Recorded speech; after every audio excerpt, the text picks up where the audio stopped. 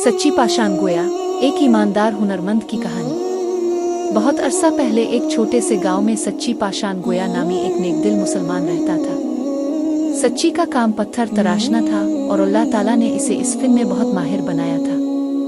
वो हर काम अल्लाह के नाम से शुरू करता और उससे मदद मांगता। सच्ची की जिंदगी बहुत सादा थी, लेकिन इसका दिल बहुत बड़ा और ईमान मजबूत था। इसने हमेशा अल्लाह ताला पर भरोसा किया और अपनी मेहनत को इबादत समझा।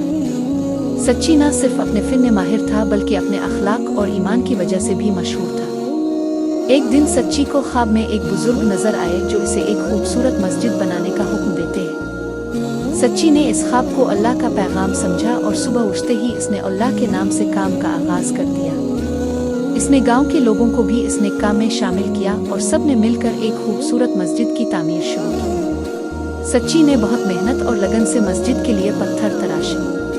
इसने दिन रात एक कर दिए और अल्लाह से दुआ करता रहा कि इसका काम कबूल हो। इस दौरान इसने एक हदीस को याद रखा, तुम में से बेहतरीन वो है जो लोगों के लिए सबसे ज्यादा फायदेमंद हो। सही बुखारी। सच्ची ने अपनी मेहनत को लोगों की खिदमत समझा और उसने काम को जारी रखा। जब मस्जिद की तामीर मुकम्मल हुई तो गांव वालों ने अल्लाह का शुक्र अदा किया और सच्ची की मेहनत को सराहा। इस मस्जिद की खूबसूरती और उसकी रूहानियत देखकर लोगों के दिलों में अल्लाह का नूर भर गया।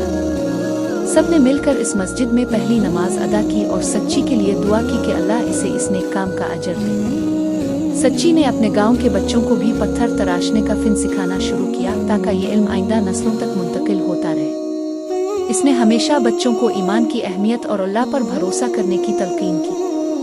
इसके शागिर्दों ने भी इसकी तालीमात पर अमल करते हुए अपने फिन में कमाल हासिल किया और अपने गांव का नाम रोशन किया।